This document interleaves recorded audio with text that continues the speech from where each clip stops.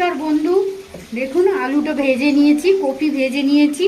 ভেজে নিয়ে আলু চচ্চড়ি, কপি আলু চচ্চড়ি করব। কড়াই তেল দিয়ে দিয়েছি, শুকনো লঙ্কা দিয়ে দিলাম, কালো জিরে দিয়ে দিচ্ছি, টমেটো দিয়ে দেবো,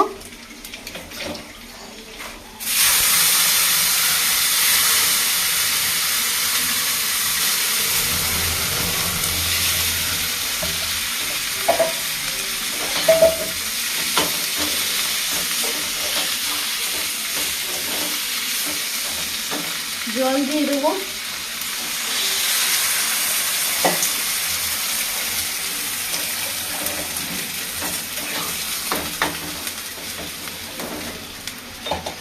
নুন দিয়ে দেবো,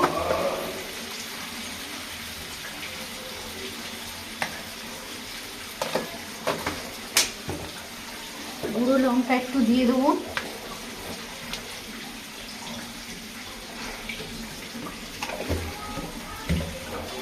গুঁড়ো হলুদ দিয়ে দেবো,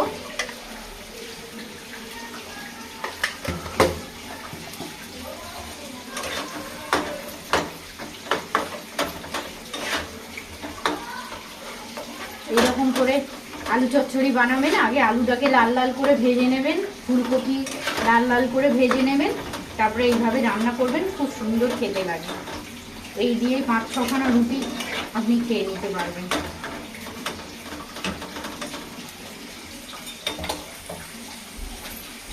কিছুক্ষণ বাদে ফিরে এলাম, হয়ে গেছে, নামিয়ে নেবো। আমার রান্নাটা যদি ভালো লেগে থাকে লাইক করবেন, সাবস্ক্রাইব করবেন, শেয়ার করবেন। আজকের মতন বিদায় নিচ্ছি।